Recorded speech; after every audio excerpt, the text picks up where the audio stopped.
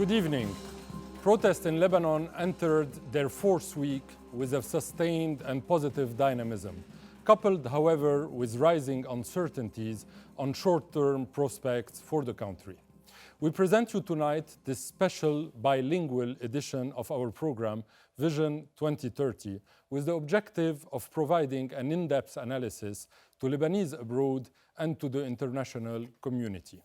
I would like to welcome the participant to the first segment of our show tonight, Layla Molana-Allen, Lebanon correspondent for France 24 in English, Dalal Mawad, journalist and senior video producer at the Associated Press, and Zain Al-Halou, researcher and political activist. Ladies, welcome to the special edition of 2030. Thank you. Thank you. So we can see that it's a feminine revolution, or is it a revolt? Layla, how do you qualify what's happening in the streets? I mean, it's an uprising, isn't it? You know, people calling it a revolution, maybe we haven't quite reached that stage yet, but certainly the seeds for that. And as you say, you know, the power of women in it has been fascinating to watch. Many women saying to me, you know, we're not just here to fight for our own rights now, we're here to fight for the rights of all the people. And in doing so, we're showing ourselves to be equal parts of society. And in a way, you could call that a revolt because it's a revolt against some of the social norms, the historical norms that people have been living in. And they're deciding they're going to equalize all those things at the same time. So they're fully revolting against everything in order to push forward their revolution. So we are seeing anti-paternalistic also stances. So everything is changing in Lebanon, isn't it? Everything is in flux. It's incredible to see the way that everybody is bringing their own concerns to the table and supporting each other with the concerns that other people have. And they're somehow managing to create this incredibly holistic movement in which they are pushing all these issues forward at the same time. And it'll be very interesting to see whether that's able to continue once we see what's going to happen with the government.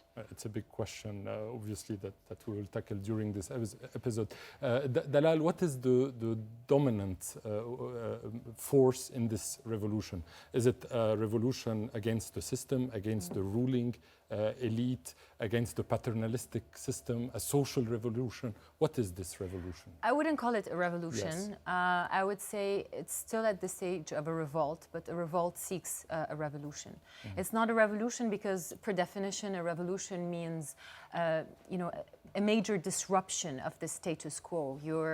You've changed the current order for a new order, and we haven't seen that yet. We've seen a government resigned, that's it. But the movement itself is revolutionary because the demands of the protesters are revolutionary. They're not asking for just reforms. They're asking, you know, for an end of the current political system. They want all the politicians, this slogan we keep hearing, all means all, kullun, yani kullun, is because people don't want those who've been in power for the past, you know, 30 years. Is that slogan realistic enough to provide for a real change?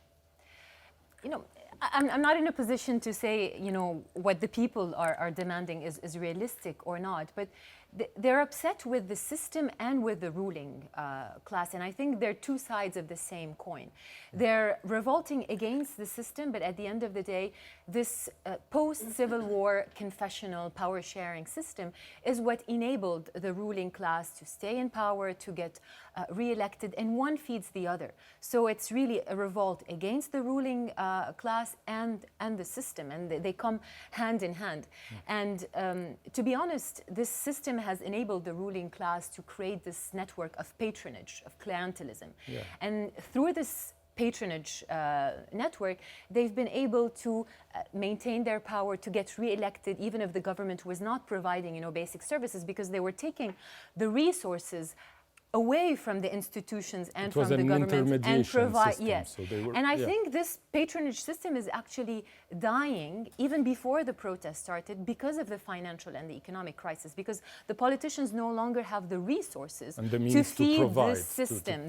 So this vicious cycle is breaking, and I think it's what even, you know, brought the people even more to the streets to demand, you know, for an end of this it's system. the hunger game. So when people are hungry, the system it's an economic uprising. That's certain. It's what brought people together. What is striking also, Zaina, and we feel it in the street, is the surge of left-wing policies and demands. And the left was dying in Lebanon and was absent during the past decades, which caused the equilibrium to be broken.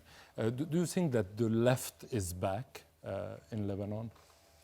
I think the left demands, the demands that the left has historically adopted are needed enough in Lebanon that this discourse of basic rights and social needs have emerged and needs to be addressed in a certain way across the board on the political level. Can I say something? Yeah, of course. I totally disagree. I think people are on the streets, they're demanding, basic rights. We're not in a place where we can say it's left or right. It's basic rights.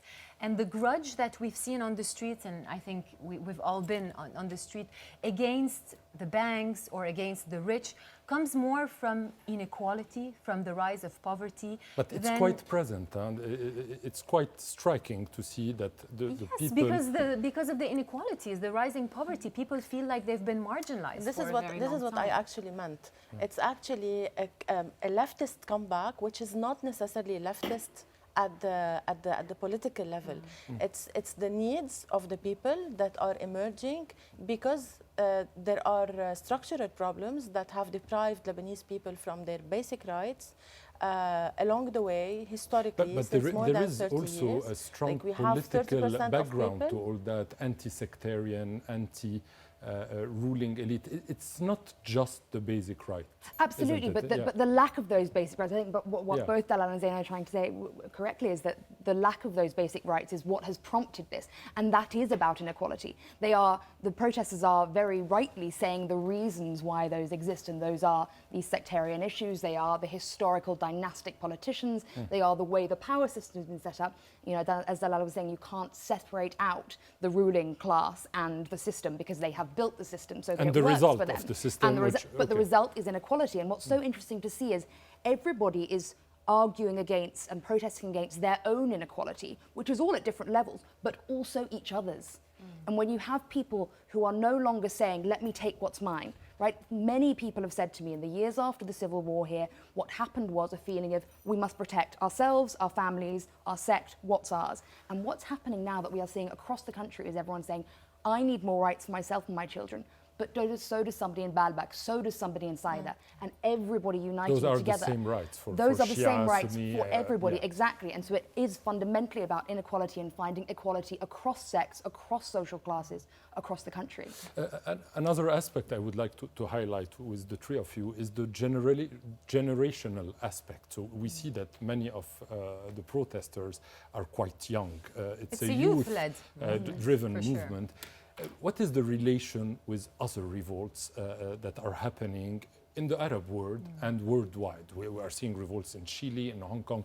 Is it a global phenomenon, Leila? I mean, we see this, what we're seeing is young people coming out into the streets, right? And of course, that has historically always been a large part of the movement, but really, we're seeing the largest percentage of these people are young people, and that's for many reasons, but one of them is that many of these young people are from a generation where they haven't immediately lived through a conflict directly before, right? So that's the case certainly in Lebanon here, that's the case in Hong Kong. They had a different system before, and this is the first generation that didn't live under the old system and don't remember it. So they are connected around the world. They have social media. They have different levels of education in terms of what they're able to find out that generations before them never had. They're able to communicate with each other, and they have an expectation of how their lives should be that generations before them didn't have. They're able to hold politicians to account in their minds by having discussions, by reading what their rights are, by discovering these things. And so they're willing to come out and say, they're highly educated and they're educating themselves and each other in the streets, having meetings in tents. In all these protests, you see that, don't you? And that's what they're doing, is they're all communicating with each other and expressing the fact that they know how the world should be in the future. It's the global network. And Dalal is the generation, the digital native generation Z, capable of coping or accepting the traditional democratic system? I think what they're asking for is democracy. I think they don't believe that what they're getting is democracy, whether we're in Lebanon or in Iraq or Hong Kong, because the Chinese interference. I mean, it all started because of this extradition law, right? Yeah, that would allow China that was to never passed. But, exactly. Okay. So like the WhatsApp in yeah, Lebanon. and in the case of passed, Lebanon, I don't think we have the basic tenets of a democracy. I'm sorry. I mean, but the MPs were elected a year ago. yes, but is democracy just elections? I mean, we don't have a separation of powers. That's what the protesters are talking about. The parliament is a reflection of the government. How is the parliament going to hold the government accountable when we're talking about the same people? The judiciary is not independent. So one of the basic tenets of democracy is accountability. How do you hold people in power accountable when there's no separation of Zena, you power? agree that we don't have a democratic system in Lebanon? I think we don't have a democratic system in Lebanon, but before I probe on this, I just have 2 points. I think it is a revolution or something a revolution in the making, but it's not a revolt, because a revolt by definition is something that is against something very specific. While in this uprising, as Leila mentioned at the beginning of the discussion, we're talking more about something that is becoming really a big wave of demands that goes beyond the social and the basic rights and the basic needs. It's actually going out of proportion. It shows that it's decentralized. It's not targeted towards something very specific, a very specific demand. It has. It's taking long. It's actually ongoing since more than 3 weeks now. We're heading into the fourth week. Yes, so it's the longest lasting it's movement. beyond. It's beyond a revolt at this stage. It's way beyond a revolt. Maybe we need some more action to call it like more than that. Yes, because when you look into revolutions across the world, it has more. All the indications are not there yet. But it is a revolution, and I would call it a revolution in the making, in the process. Revolutionary movement, that's what we said, definitely. Regarding the democracy, I think it's not a democracy. It's a dictatorship, but with many heads. Yeah, an oligarchy, so it's like, an oligarchic system. Exactly. So, and on the elections, particularly, I would like to talk about elections. Yeah. Because you were I in love an elections. NGO that used to monitor elections. Yeah, exactly. So holding elections is not enough to say that we have democracy or that we have democratic elections. Elections can happen, but there is no guarantee that holding elections make it democratic per se. The 2018 elections had many, how would I call them, problems, issues, limitations to democracy. One of them was the very high spending, the campaign spending, which was not properly monitored. Yeah. The media coverage had a lot to do with this. Democracy is about three main themes for elections. One is the secrecy of the vote, which was in a way guaranteed through the first-time use of the pre-printed ballot, but the fact that we still count the votes inside small polling stations make the secrecy of the vote controversial. Yes. Second, the campaign so you are spending, saying that all the media. elements that can guarantee a fair and proper elections are not there. Are not there in I Lebanon. wouldn't say that the 2018 elections were democratic. Yeah. It's actually far from here. But I think also in terms of what Zain is saying, that you asked the question, are they able to put up with traditional democracy? I think what it is young people are not willing to put up with what they see as, they're being told you have democracy. In many of these places where they're rising up, they don't see it as democracy because they say this might be a democratic system as it's defined, but it does not represent us. These people who are available to us are not representative of us, and the way that they are selected is not representative of us. And we are the future. That's something we're seeing in movements across the world, environmental movements and everything. It's young people saying, we are the future, this is our world, and so we're going to define it as we wish to. So it might be that we have this democratic system in which, yes, theoretically everybody gets a vote, theoretically they get to put it towards who they want to, but the way that that system is drawn up, the people who are available for them to vote for, and the way that those political campaigns are run, because of course, remember, the amount of money that's necessary, the amount of patronage that's necessary, means that it is not an open democracy for everyone. everyone to run. And we saw the results of that in last year's election, right? After so much excitement about all these independent candidates, and then they just weren't able to make the break. They're saying we want an entirely new system, and it's our world and we deserve that. And by the way, all these movements, whether it's in Hong Kong or Chile, they're all, or Iraq or Lebanon, they're all against elected governments, unlike what we've seen in the Arab Spring against dictators. And I think a lot of these youth did not vote or voted once, and the results were very disappointing. And so they've Especially decided... in Lebanon, where the voting age is Yes, at is 21. very high. May I add something on that point? Half of the first-time voters did not vote in 2018 elections, although the first-time voters were larger than what we would have usually faced because of the extension, the 3-time extension of the parliament term.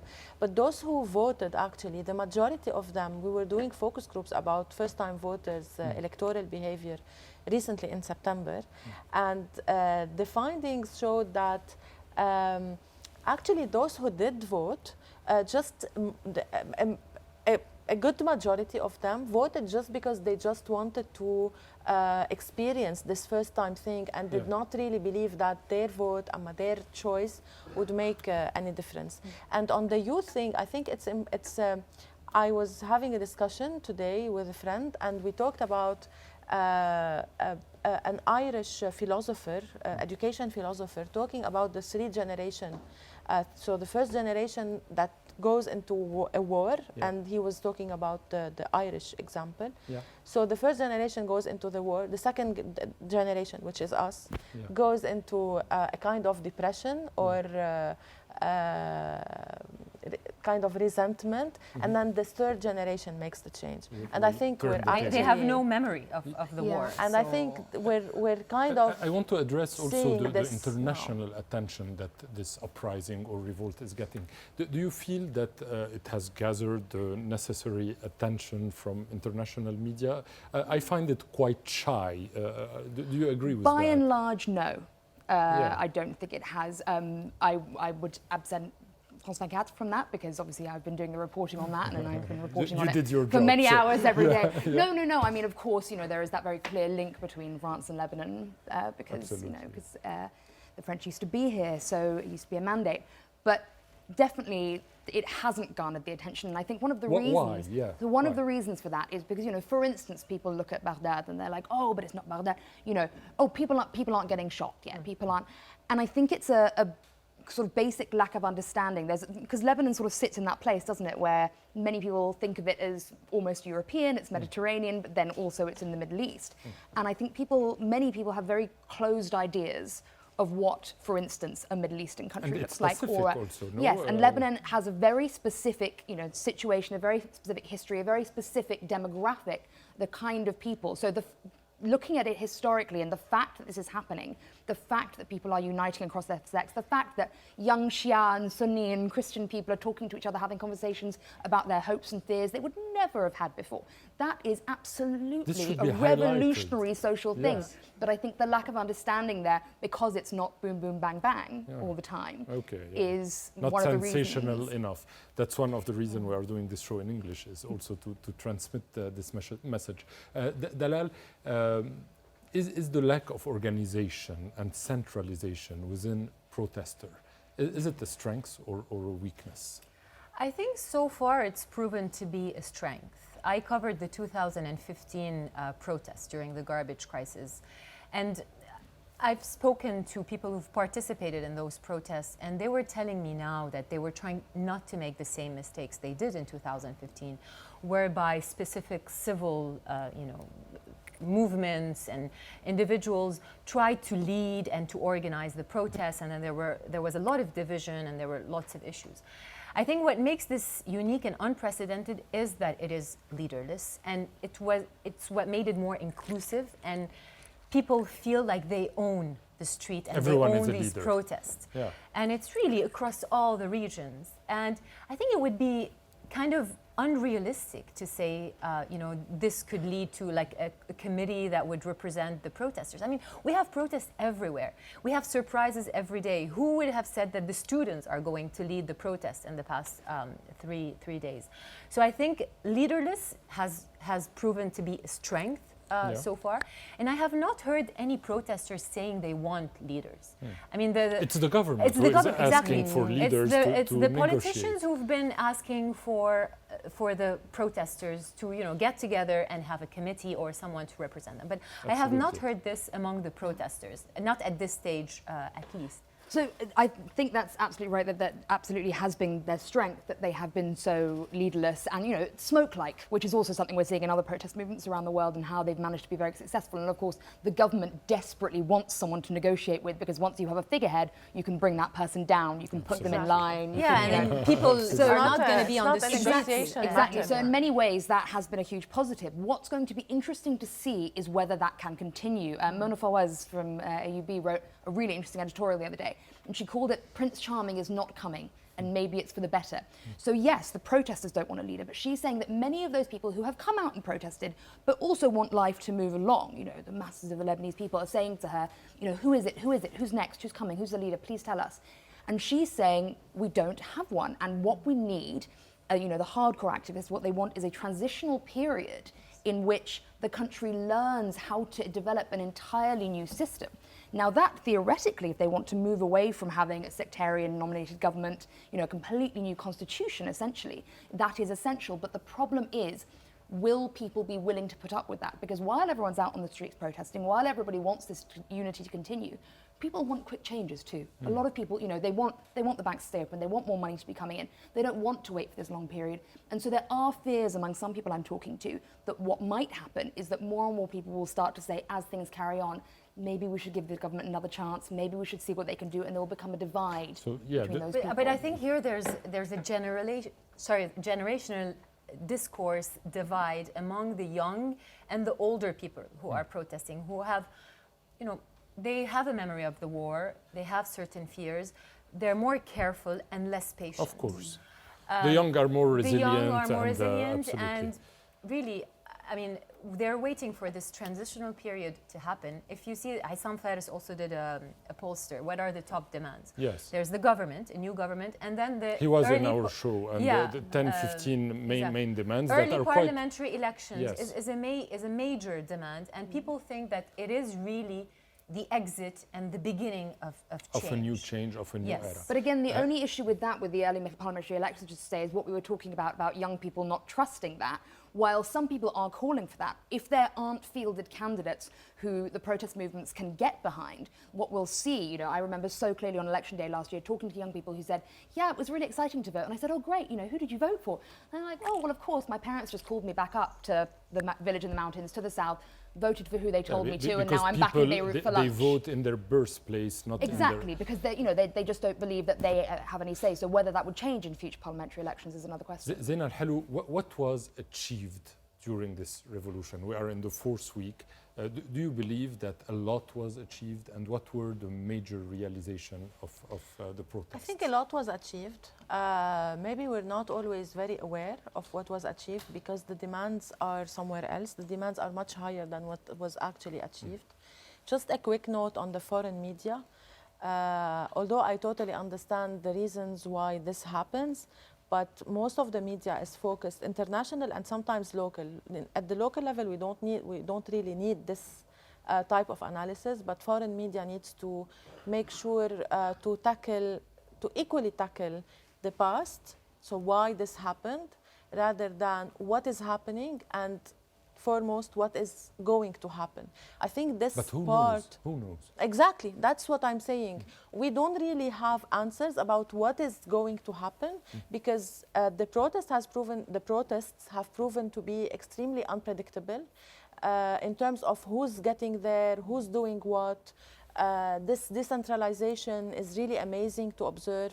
But foreign media, having been myself on foreign media many times, all the questions are really tackling the future. So what's going to happen? How do you perceive the resignation of the government, or stuff that is very factual, while the international community, in my sense, needs to understand what led Lebanon and what led the Lebanese people to go to the streets the way they did. And I think this is important to tackle. back to your question regarding, can you remind me? What was What was achieved achieved? I and think what's still to be achieved? I think Very so. briefly, please. The resignation was a great achievement itself. But now we are in a political void. We're not in a political void. are There's not. no such thing political as a void. political There's I no love that political answer. void. The Constitution. There's was no political provocative from my void part, just to in test Lebanon. that. I Yeah. think there are small achievements related. I think the main achievement is not at the political level. It's more at the social and cultural level. One, there is a national solidarity that we haven't seen So this is deep, before. it's structural, or Two, it will fade away? I think this is structural. I think whatever happens with this uprising, with this revolution, call it whatever you want, I think we have solid ground now to move forward with this movement independently of what would happen as a direct result of this. We have national solidarity, we have engaged youth, which we didn't have before. I think they were somehow maybe preparing themselves to get to that level. And we have something extremely important, and I will tell you a secret about my research, not a secret, I'm joking. But I've been doing focus groups, I've been doing qualitative research in Lebanon since 2006. So every time we had a focus group, people would talk about their basic needs: electricity, water, pollution, healthcare, education, you name it, okay, at a level A. And then they would talk about the politics, i.e. Hezbollah's weapons, Hariri assassination, and that level. Yes. And they never before now found the link between A and C. B. And C, yeah. Okay. B, meaning that this political elite is directly responsible of providing these basic needs, was not there.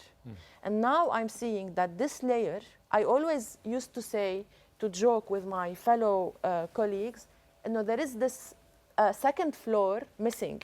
Yeah. And now we have this second floor that is being restored in the minds of people, in the understanding. So politicians today are perceived as policy makers, which they weren't Exactly, before. they're being so held policy accountable. is electricity, We're is witnessing transportation. something, by the way, on the sidelines of the protests, and I don't know if you guys have seen it. There's a birth of a civic movement. Wherever you go, there are public gatherings, talks, people engage It's quite in amazing. conversations It's like a catharsis also. about their rights and their responsibilities as citizens, and we have not seen It's this amazing. It's before. It's amazing. catharsis, but it's also engagement and Absolutely. it's education. Yeah. Yeah. It's the sharing Very of resources and the in-depth, sharing yeah. of information. And And that also- really is what's moving We everyone are forward seeing the together. young generation asking questions about the constitution, about the role of MPs, of ministers. So it's quite Things amazing. nobody knew Like about in a their way, rights in their Absolutely. political They system weren't before. interested in that. So And people are taking back the public spaces. yes. Public spaces were extremely lacking in the Yes. past. The culture was not a culture of public space, of taking a public space, of engaging And in a Beirut public has space. never been so vibrant. I want to end this segment with the note on the counter-revolution that has started also. Do you believe that this could stop what is happening, a counter-revolution, so by the established politician? And also a sideline question, can a financial collapse stop everything and bring us back to square zero? Laila? What I am starting to see is, I don't think anywhere, I was asked this the other day, does this amount to a counter-revolution? Does this amount to a sizable movement? No, I don't think so. But what I do think is that in two ways it is working to scare some people.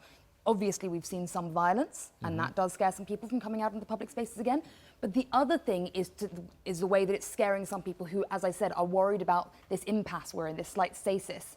And they think, oh, well, maybe we should just go back to the traditional ways, the traditional people we support, because at least they will look after us. And they are trying to, the traditional political groups, trying to use both of those elements of fear in order to pull people away. But we have been talking so much about the young people, and the young people don't seem to care about that. That many of them that I've spoken to across the country say, that's not going to work for us. Our parents, fine, they might stay in the house, they might support who they used to because they're scared of this, but we're not going to. And on the financial issue, it's actually very similar. Established people here, because one of the things for the young people is they're going to leave, right? To many of them, they really are fighting for their last chance to make Lebanon their home for life. Yes. If not, they'll just go. Yeah. So for them, the idea that the financial situation will collapse, which very possibly will soon, is something that they expected anyway because they have no opportunities in any case. So for them, it's worth making that sacrifice. And really, they are the ones leading this movement. Dalal? I want to talk about something a bit different, because the scuffles that we've seen in the protests were triggered by pro-Hezbollah and Amal supporters, right?